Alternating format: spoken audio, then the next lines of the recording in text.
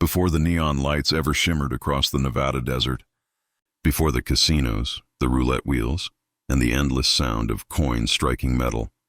There was a boy named Benjamin Siegel. He wasn't born into power or privilege. He wasn't groomed for greatness. He was born in Brooklyn, in the rough, unpolished underbelly of New York, where the streets smelled of coal smoke, desperation, and survival. And yet, even as a kid, Benny had that glint in his eye, the kind of glint that said, "I want more." The year was 1906. Immigrant families from Europe were pouring into America by the thousands, chasing the dream they'd heard about in whispers, a country of opportunity where even the poor could rise. But for most, the dream ended in overcrowded tenements, soot-covered faces, and empty stomachs. Benny's parents were Jewish immigrants from Austria. They came with nothing, not a coin to their name, and settled in Williamsburg, where life was less about living and more about surviving. Benny watched his father struggle every day at the factory, coming home with sore hands and eyes dulled by exhaustion. His mother, a quiet woman, tried to keep the family together as the neighborhood echoed with the sounds of street fights, police whistles, and shouting in a dozen different languages. But Benny, he didn't want to blend in. He wanted out. He wanted to escape the dirt, the noise, the smell of hopelessness that clung to those tenement walls. As a teenager, he was restless, too smart for school, too bold for small talk, and too fearless for his own good. He started small, like most hustlers do, running errands for older boys, scamming street vendors, intimidating the timid. By 15, he wasn't just another street kid. He was a problem. That's when he met Meyer Lansky. Meyer was quiet, calculated, the thinker. Benny was the fire, the impulsive spark. Together, they became a dangerous combination. Two sides of the same coin. Lansky had the brains to build an empire. Bugsy had the guts to protect it, and it didn't take long for the two of them to realize that in a world ruled by fear, power wasn't taken. It was made. They started the Bugs and Meyer gang, a small-time outfit running protection rackets and doing muscle jobs for the bigger fish in Brooklyn. For shop owners, it was simple. Pay for protection, or something bad might happen. A smashed window, a burned cart, a beating in a dark alley. Benny was young, but already notorious for one thing. He didn't hesitate. If someone crossed him, he didn't argue, he didn't threaten. He acted. Violence came to him like second nature. That ruthlessness earned him his nickname, Bugsy. Some said it was short for Bugs, like crazy. He hated the name, but it stuck. Still, what made Bugsy truly dangerous wasn't just his temper. It was his charm. He could talk his way into or out of anything. He wore clean suits even when the others wore hand-me-downs. He learned early that fear and admiration were two sides of the same coin. And if you could control both, you could control everything. By his late teens, Bugsy and Meyer had climbed higher than anyone expected. They were no longer street punks. They were building a network. They ran with the early figures who would later define the American Mafia. Lucky Luciano, Frank Costello, Vito Genovese. The next generation of organized crime was forming, and Bugsy was right in the center of it. This was the start of something bigger than rackets and gambling dens. This was the birth of a syndicate. But before Bugsy became the man who dreamed Las Vegas into existence, he was still that restless kid from Brooklyn, caught between poverty and possibility, between survival and ambition. There was something intoxicating about the way he saw the world. He didn't just want money, he wanted legacy. He wanted to be remembered. Even in the early days, he was different from the others. While most gangsters were content running booze or shaking down shopkeepers, Bugsy wanted something grander. He'd sit in cafes with Lansky, smoking and dreaming, saying things like, "Someday we're gonna run this whole damn city. Maybe the whole country." Lansky, always pragmatic, would shake his head and smile. "You think too big, Benny." But Benny Siegel never thought small. As Prohibition began in the 1920s, opportunity came knocking. While America's politicians tried to dry out the nation, gangsters like Bugsy flooded it with liquor. Trucks, speakeasies, bribes, and bullets. It was a new kind of business, and it made young men into kings overnight. Siegel became a key player in the bootlegging trade. He worked closely with Lansky and Luciano, forming alliances that would last decades. He wasn't just the muscle, he was the charm that opened doors. Politicians, cops, even socialites, people liked him. They trusted him. That's what made him so effective. Behind that smile, though, was a man who could turn deadly in an instant. Bugsy didn't tolerate betrayal. More than once, he personally took care of problems that threatened the business, coldly, efficiently, without hesitation. But in between the blood and business, there was something more human in him. He loved the thrill, the adrenaline of living on the edge, the risk, the power, the unpredictability of it all. He wasn't like most gangsters who hid in the shadows. He embraced the spotlight. He went to the best clubs, dated the most beautiful women, and spent money as fast as he made it. He believed in living big because he didn't expect to live long, and somehow that made him even more magnetic. By the time the Great Depression hit, Bugsy Siegel wasn't struggling. He was thriving. The chaos of the economy only made the underworld stronger. People still wanted liquor, still wanted escape, and Bugsy provided it. But more than that, he was evolving. The street thug from Brooklyn was turning into a gentleman gangster. His clothes got sharper, his words smoother. He started moving in higher circles, mingling with businessmen, politicians, and entertainers. He saw that power didn't always wear a badge or carry a gun. Sometimes it wore a suit and shook your hand, and that realization changed everything. Because Bugsy began to see the future, not the world as it was, but as it could be. A world where gangsters didn't hide behind shadows, but built empires that looked legitimate from the outside. Where crime was organized, efficient, and profitable beyond imagination. In that vision, Siegel wasn't just a player, he was a founder. A man who could take the chaos of the streets and mold it into something that would last. And for a while, it worked, but deep inside him, there was still that flicker, that hunger, the one that came from those childhood streets. The belief that he deserved more, that he could have it all. And in a way, he was right. He would have it all, the fame, the fortune, the respect, for a time. But what he couldn't see then was the cost. The dream he would one day chase into the desert would also be the dream that destroyed him. The boy from Brooklyn was destined for greatness. But greatness, in the world Bugsy lived in, was always written in blood. There are men who build their names through sweat, and there are men who build them through fear. Bugsy Siegel built his through both, with a gun in one hand and a grin in the other. By the time the 1930s rolled in, Bugsy was no longer just another Brooklyn street kid chasing survival. He was part of something bigger, the Syndicate. A shadow empire that stretched from New York to Chicago, from Miami to Los Angeles. And in its early formation, Siegel stood close to the throne. Alongside Meyer Lansky and Lucky Luciano, he was rewriting the rules of organized crime. Gone were the days of petty turf wars and street brawls. This was the dawn of the corporate gangster. Crime, they believed, should run like a business, smooth, organized, and profitable. The kind of business that didn't make headlines unless it wanted to. Siegel, with his polished looks and quicksilver charm, was the perfect ambassador for this new era. While others hid behind cigars and shadows, Bugsy stepped into the light, a walking contradiction in silk and violence. He could attend a meeting with Luciano one night, discussing territories and assassinations, then dine with movie stars the next. He was the bridge between two worlds, one drenched in blood, the other bathed in glamour. But Bugsy's rise wasn't built on charm alone. Behind that debonair smile was a man with ice in his veins. He was one of the Syndicate's most trusted enforcers. The man you called when diplomacy failed, when Luciano needed rivals. Eliminated during the Castellamarese War, the bloody conflict that shaped the American mafia, Siegel handled it quietly, efficiently, without mercy. He earned a reputation for his precision. Never sloppy, never emotional, just business. It was this combination, charisma and brutality, that made him both admired and feared. Even his closest allies couldn't decide which side of him they respected more. But Siegel didn't just enforce power. He understood it. He knew that true dominance wasn't about how many men feared you. It was about how many followed you willingly. And people followed Bugsy. He was magnetic. He made crime feel like art. When Prohibition ended in 1933, most gangsters panicked.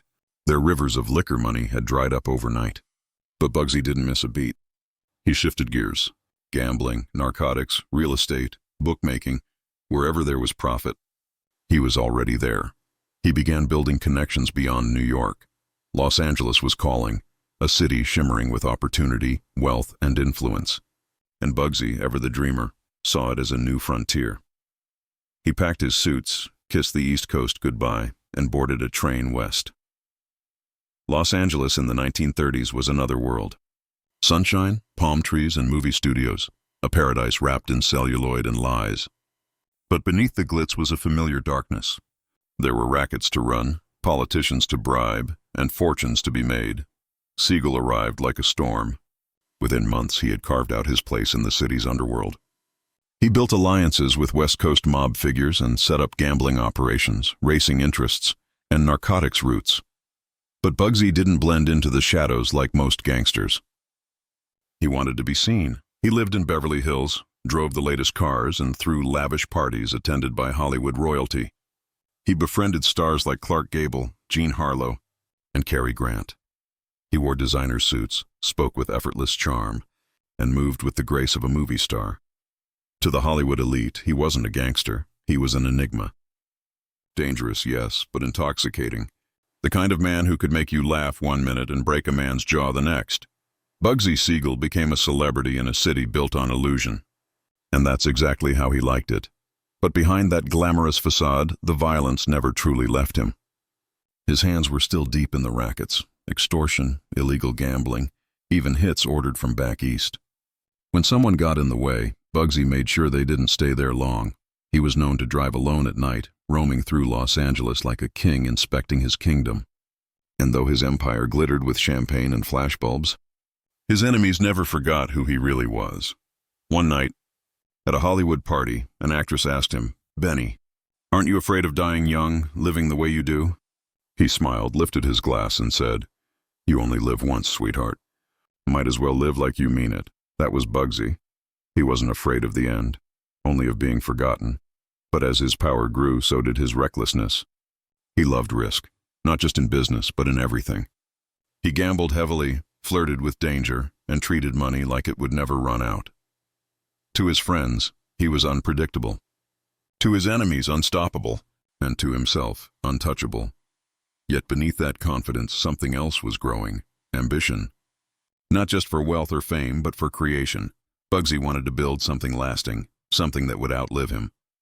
Something no gangster had ever dreamed of before.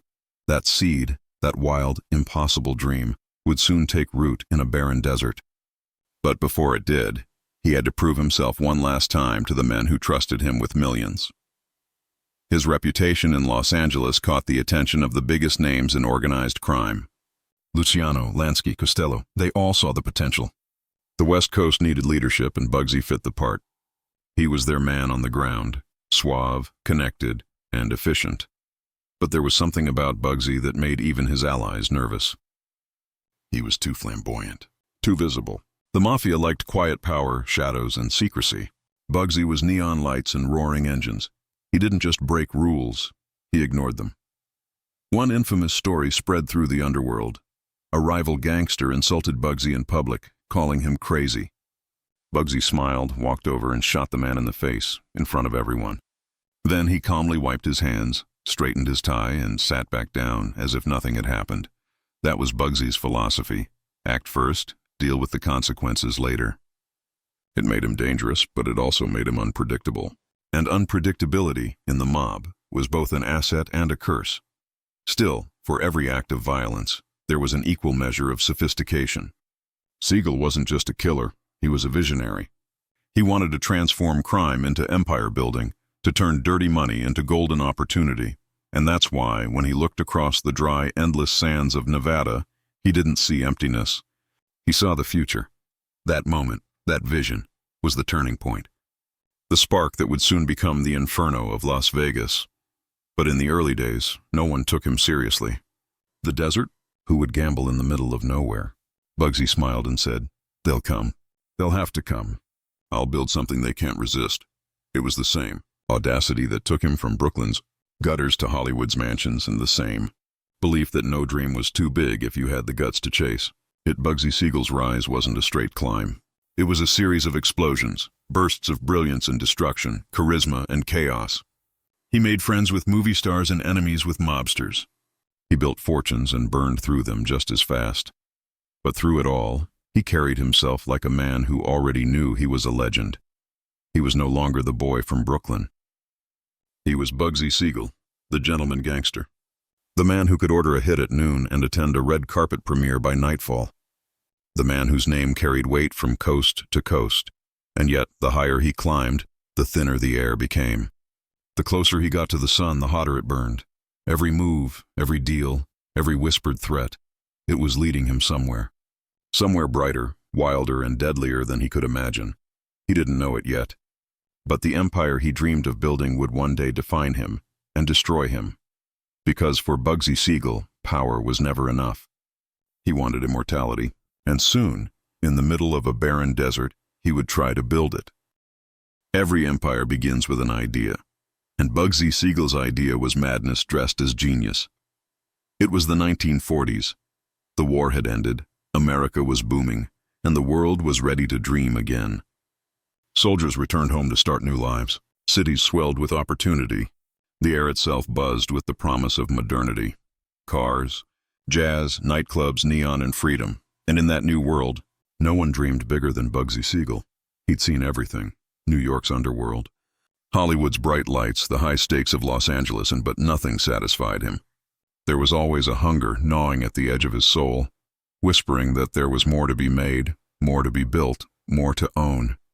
And that's when he saw it. A patch of desert. Dry, lifeless, empty. A wasteland on the edge of Nevada called Las Vegas. To most men it was worthless. Nothing but sand, heat, and tumbleweed. But to Bugsy it was a blank canvas.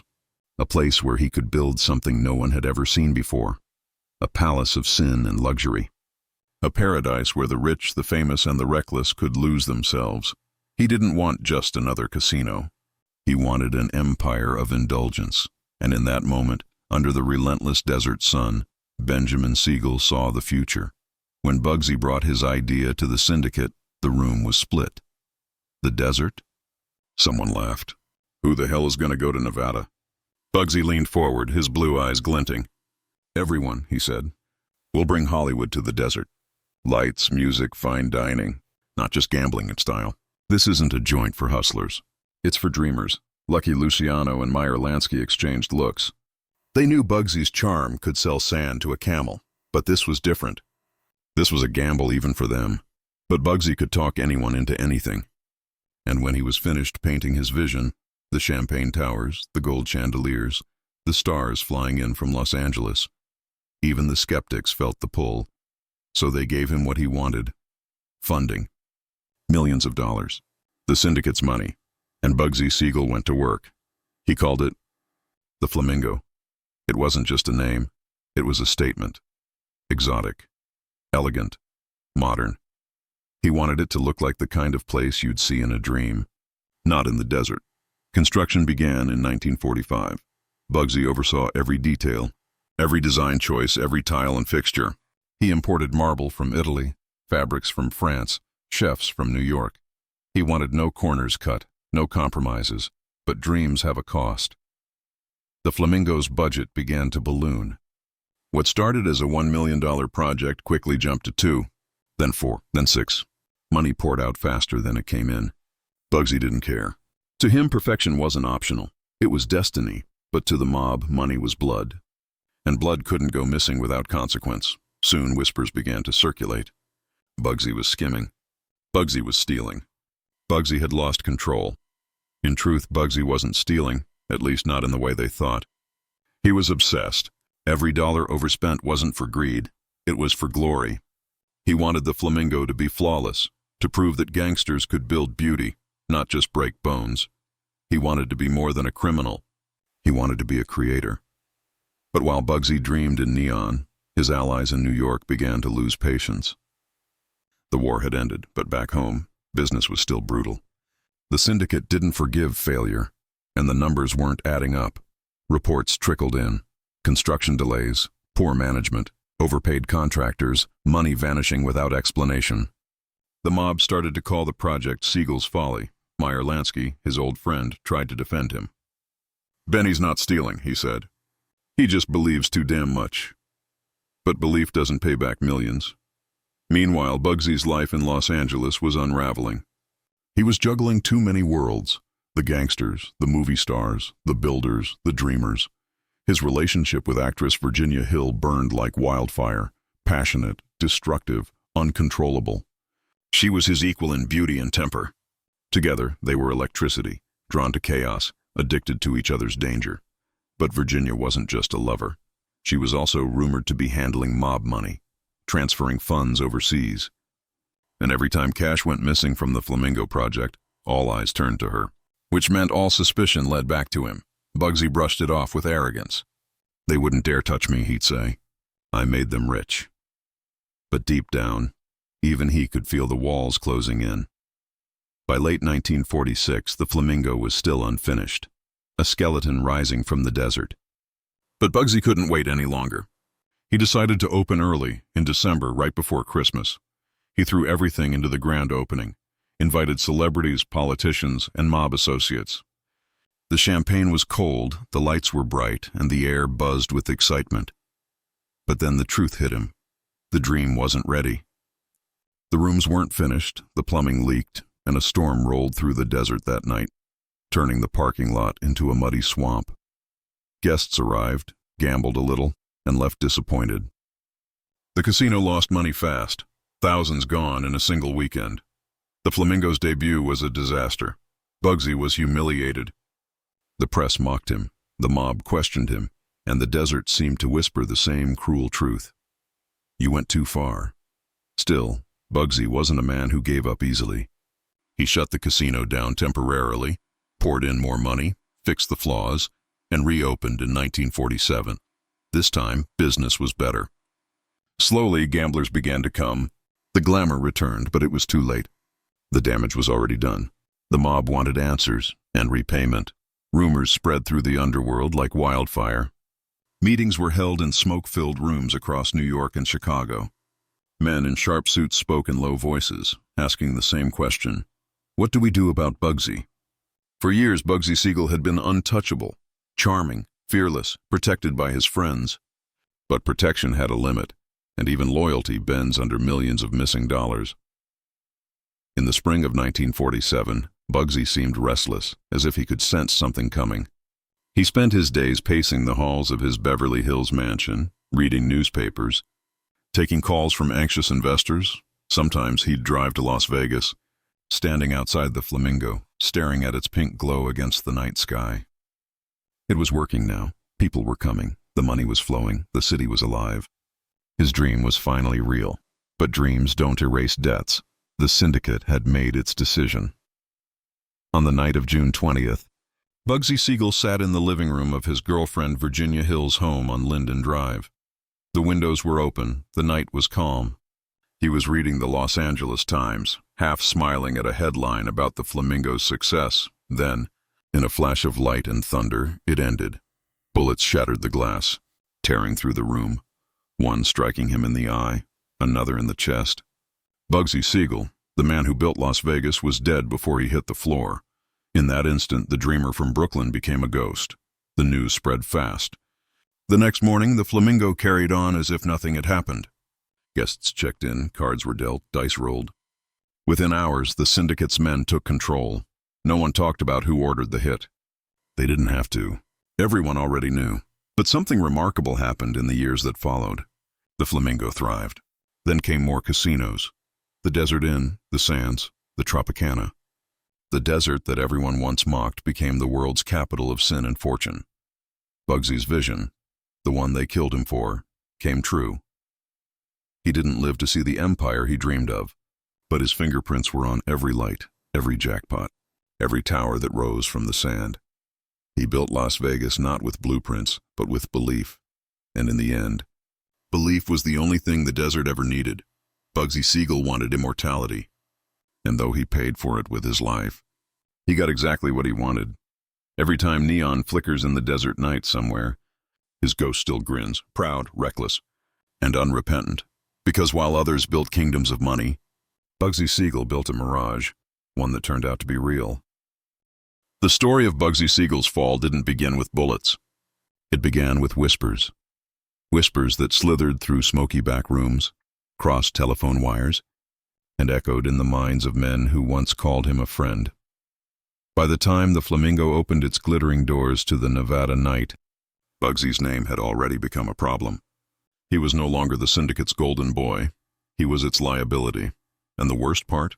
Bugsy didn't even see it coming. To the world outside, he was still the man who could charm the stars, who could walk into a Hollywood gala wearing diamonds and danger in equal measure.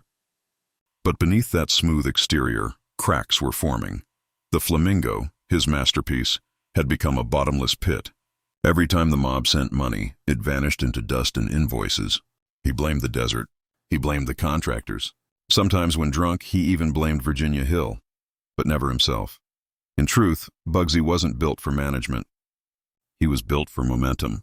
He could start things, ignite visions, spark revolutions, but the slow grind of running an empire bored him.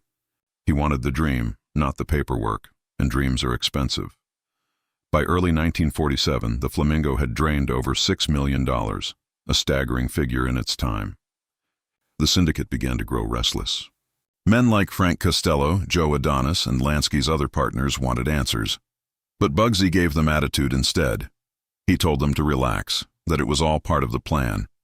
"You can't build Rome in a day," he'd say with that trademark grin. "But you'll thank me when it's done." They didn't smile back. There was another problem. Bugsy had grown arrogant, untouchable in his own mind. The mob had rules. You didn't go against the bosses. You didn't flaunt their money. And you certainly didn't insult them to their faces. Bugsy did all three. He believed he was bigger than the organization, that his name carried more weight than any family's. He thought he could rewrite the code of the underworld, turn it from crime into show business. But to the old guard, it was blasphemy, and so the same men who once admired his boldness began to plot his replacement. Still, in the quiet hours, Bugsy knew something was wrong. He could feel it. He'd walk through his mansion at night, staring out the windows, watching the shadows move across the lawn. Sometimes he'd talk to himself, muttering about loyalty and betrayal, about the Flamingo and what it could have been. He was haunted, not by guilt but by frustration. He'd built something beautiful, something visionary, and yet everyone around him saw only numbers, losses, and failure. The press mocked him. The mob distrusted him. Even his closest allies avoided his calls. Only Virginia stayed. Virginia Hill, fiery, volatile, untamed, was both his muse and his poison. Their relationship had always been an explosion waiting to happen. Passion mixed with violence, laughter with rage. She understood him in ways no one else did. She also knew his weaknesses better than anyone, and lately she'd been distant. There were rumors, whispers that she'd been moving money, wiring it to Swiss accounts. Bugsy didn't want to believe it. He couldn't. But when millions were missing from the Flamingo's budget, all signs pointed her way. The mob demanded answers. Bugsy defended her, insisting she was innocent. He told them to back off, that no one questioned Virginia Hill. That was his mistake, because defending her meant defying them. And in that world, defiance had only one ending. In April of 1947, Meyer Lansky, Bugsy's oldest friend, received word that a meeting was being called. The bosses wanted to discuss the Siegel situation. Lansky pleaded his case. "He's not stealing," he said. "He's building something incredible. He just needs more time." But time was the one thing the syndicate didn't give. They'd already sent men to check the Flamingo's books. They'd spoken with suppliers, contractors, and workers. The reports were all the same: chaos, waste, no oversight. And then there was the missing money, over $1 million gone without a trace. The decision was quiet, unanimous and absolute. Bugsy didn't know it, but his fate was already sealed. He went about his days as usual, playing golf, visiting the Flamingo, meeting friends in Beverly Hills. But there was an unease about him now. He'd started carrying a gun again. The man who once bragged that he feared nothing was now checking over his shoulder. He could feel the eyes on him, men parked outside his house, voices that fell silent when he entered a room. Even Virginia seemed nervous. She'd begun taking frequent trips, to Chicago, to New York, even to Europe. Each time she left, she promised to return soon. He didn't realize it then, but her distance was more than coincidence. It was survival. In June, the tension reached a breaking point. Bugsy was at home, restless, pacing his living room. The Flamingo was finally turning a profit. The crowds were coming, the tables were busy, and the hotel was filling up. For the first time, it was working. He couldn't wait to tell them, to prove everyone wrong. He called Lansky, his voice full of fire. "Meyer, it's turning around. You'll see! The Flamingo's going to make more than all of them combined." Lansky, sitting in silence on the other end of the line, felt his throat tighten. He didn't have the heart to tell him that it no longer mattered. The decision had already been made, and nothing, not money, not success, not loyalty, could change it now. June 20th, 1947. It was a quiet evening in Beverly Hills. The sun had long set, and the air was still. Bugsy was staying at Virginia Hill's house on Linden Drive. She was out of town, visiting her family in Europe. He'd eaten dinner alone, poured himself a drink, and settled on the couch with the Los Angeles Times. The front page carried a story about the Flamingo's growing success. He smiled faintly, a rare, satisfied smile. Maybe things were finally turning around. Maybe the worst was behind him. He didn't know that. Outside, a car had just pulled up to the curb. Two men stepped out, shadows in the dark. They moved silently across the lawn, their shoes brushing against the grass.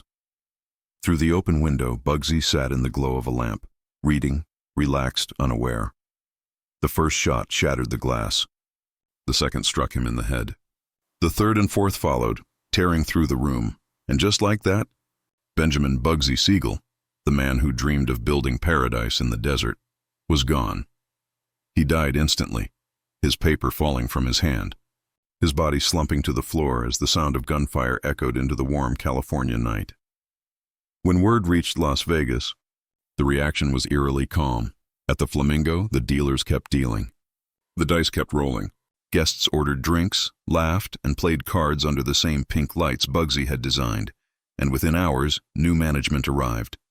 Men from the syndicate. They walked through the casino, nodded once, and took control. No one asked questions. No one said a word. Business resumed, as if the dreamer who built it had never existed at all. In New York, Meyer Lansky received the news with quiet grief. He didn't attend the funeral. None of them did. That was the rule. Still, he made sure Bugsy's family was taken care of. He made sure his name wasn't dragged through the mud. In his heart, he believed what few others did, that Bugsy's death wasn't just a punishment. It was a tragedy, because Bugsy Siegel wasn't just another gangster. He was something rarer. He was a visionary who tried to make beauty out of corruption, who looked at a desert and saw a city of light. He died for that dream. And in a cruel twist, it came true. Within a few years, the Flamingo became the crown jewel of Las Vegas. The strip exploded with hotels, casinos, and neon. The world came to the desert, just as he promised they would. And though his name faded from headlines, his fingerprints remained on every inch of that city. The man who lost everything, trying to build a mirage, had built something immortal instead. Bugsy Siegel's fall wasn't about greed or betrayal. It was about vision colliding with reality. He flew too high, too fast, too close to the light. And like every man who dares to chase perfection in a crooked world, he discovered the oldest truth there is. The house always wins. When a man dies, his story often ends with the echo of a gunshot. But for Bugsy Siegel, that sound was only the beginning. Because while his body lay still in a quiet Beverly Hills living room, the dream he died for began to stir. Out there in the desert, beneath the shimmering Nevada sun, they buried him in New York. Beside his parents, far from the neon lights he imagined, only a few close family members came. No mobsters, no movie stars, no headlines worth remembering. The newspapers wrote him off as just another gangster who flew too close to the sun. But the truth, the real truth, was far more complicated.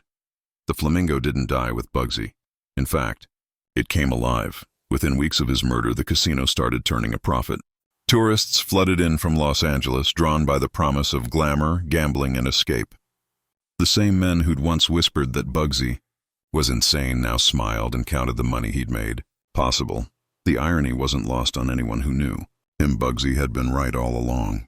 He said Las Vegas could be more than a dusty stop on the highway. He said people would come for the spectacle, for the luxury, for the feeling of living large, even if only for a night. And he was right. He'd seen a future that no one else could imagine. He'd seen the Strip before it existed. The lights, the laughter, the noise. He saw it all before the first bulb was screwed in. That was his curse and his legacy. In the years that followed, others built on his vision. The desert blossomed into a kingdom of excess. Grand hotels, velvet curtains, showgirls, roulette tables, and fortunes made and lost under the flicker of neon light. Each new casino was a monument to his dream. The Tropicana, the Sahara, the Stardust, the Sands, each one bigger, bolder, louder, and though his name wasn't on them, his spirit haunted every inch of the Las Vegas Strip. The city became everything he promised it could be, a temple to the thrill of chance, to the dreamers, the gamblers, the lost souls. Bugsy Siegel had built the foundation. Others just added more lights. But his story, the man behind the myth, faded into rumor and legend. Some said the mob had him killed for skimming money. Others swore it was Virginia Hill, furious over betrayal. A few whispered it was the government, cleaning up loose ends from wartime deals. No one really knew. And perhaps that's what kept the story alive. Because Bugsy Siegel's life wasn't a closed book. It was a reflection. A mirror showing everything America was becoming in the mid-20th century. The rise of crime, the birth of celebrity, the chase for beauty and power and meaning, all wrapped in the glitz of money. He wasn't just a gangster. He was the embodiment of ambition without limits, and like every man who dared to dream bigger than his world allowed, he paid the price. You could say Bugsy was a contradiction. He was ruthless but charming, violent yet visionary. He could kill a man without hesitation, then spend hours perfecting the shade of pink in the Flamingo's neon sign. He wanted to be feared. But more than that, he wanted to be remembered, and he was. Ask anyone who's walked the Strip on a summer night, under the buzzing lights, past the fountains and the music, and they'll feel it, even if they don't know his name. That sense of spectacle, that dream of escape, that hunger to be somebody, that was Bugsy's spirit. He didn't just build a casino, he built a stage, and every person who ever came to Vegas to gamble, to celebrate, to lose themselves, has played a part in the performance he started, even in Hollywood. His legend refused to die. Movies and books tried to capture his story, but none could fully explain him. Some called him mad, some called him genius. Maybe he was both. He had the mind of a businessman trapped in the heart of an outlaw. He wanted legitimacy, but his hands were too bloody to grasp it.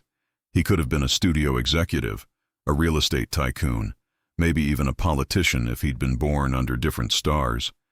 But fate placed him in the shadow of the underworld, and in that darkness he shone brighter than most. Virginia Hill outlived him, but never escaped the shadow of his ghost. She denied knowing anything about his death, denied stealing money, denied betrayal, but the mob didn't care. Her protection ended the moment he hit the floor. She fled to Europe, drifting between countries, her once glamorous life fading into exile. Years later she was found dead, an apparent suicide. Some say it was guilt. Others say it was fear catching up. Whatever the truth, she never stopped talking about him. In her final years, she said something that stayed with everyone who heard it. Bugsy wasn't crazy. He just saw things other people were too small to dream. Maybe that was her confession. Maybe it was her way of forgiving herself. And what about the men who ordered his death? They prospered for a while. The syndicate tightened its grip on Las Vegas, turning it into a money machine that washed millions clean through chips and cards. But time, like the desert wind, erodes everything. The old bosses died or were arrested. Their empires crumbled. The mob's hold on the city loosened. Then came the corporations, the suits and investors who saw the same vision Bugsy once did, but with better accountants. They built mega resorts, fountains, pyramids, and palaces, billion-dollar dreams where mobsters once rolled dice. And in doing so, they completed the transformation Bugsy started, Las Vegas. The outlaw's dream turned into America's playground. The line between crime and entertainment disappeared, just as he'd imagined. But behind all the glitz and glamour, behind the slot machines and champagne, there's something sacred about what he left behind. A strange kind of poetry, because Bugsy Siegel wasn't just chasing money, he was chasing immortality. He wanted to build something beautiful, something that lasted beyond the street, beyond the gun, beyond fear, and in that way, he succeeded. Every time the neon lights flicker on in the desert night, it's like a heartbeat. And if you listen closely, you can almost hear him laughing. That confident, reckless laugh that said, "See, I told you it would work." Time turned him into a myth. His story became one of those rare American parables. The outlaw who dreamed too big, the criminal who built a paradise. Historians still debate whether he was a hero or a fool. Maybe he was neither. Maybe he was something else entirely. A man who tried to carve art out of crime. A man who saw a wasteland and imagined wonder. Decades later, when people stand on the Strip at night, surrounded by towers of glass and light, they're standing inside his imagination. The air hums with music, laughter, and electricity. Cars stream down the boulevard like veins of gold, and above it all the neon burns brighter than the stars. That's Bugsy's doing. Every light, every show, every spin of the roulette wheel. It all began with one man's impossible dream. He built a city that never sleeps. A city that forgives sins as long as you can pay. A city that hides its ghosts beneath the glow of fortune, and maybe, somewhere out there, his ghost walks the Strip. Maybe he leans against a lamppost outside the Flamingo, watching the people laugh, gamble, and fall in love. His people, the dreamers, the hustlers, the ones chasing something just out of reach. Maybe he smiles. Because in the end, he got exactly what he wanted. They remembered him, not as a saint, not as a monster, but as a man who dared to dream bigger than anyone else, and paid the ultimate price for it. Bugsy Siegel's story reminds us of something simple but eternal. Greatness doesn't come from playing it safe. It comes from taking the gamble, from betting everything on a dream no one else believes in. He lost his life, but he won immortality. His name lives in the heartbeat of a city that never dies. A city where light and sin dance together every night, where hope and ruin share a drink at the same table. Las Vegas, the city Bugsy built, even if the world never gave him the credit. And as the camera pulls back, the Strip glowing like a river of molten gold in the desert night, the narrator's voice fades with one last truth. In the end, Bugsy Siegel wasn't killed for what he did wrong. He was killed for dreaming too right. If you enjoyed this story, make sure to subscribe for more tales from the shadows of history, where ambition meets blood and legends are born in the dark.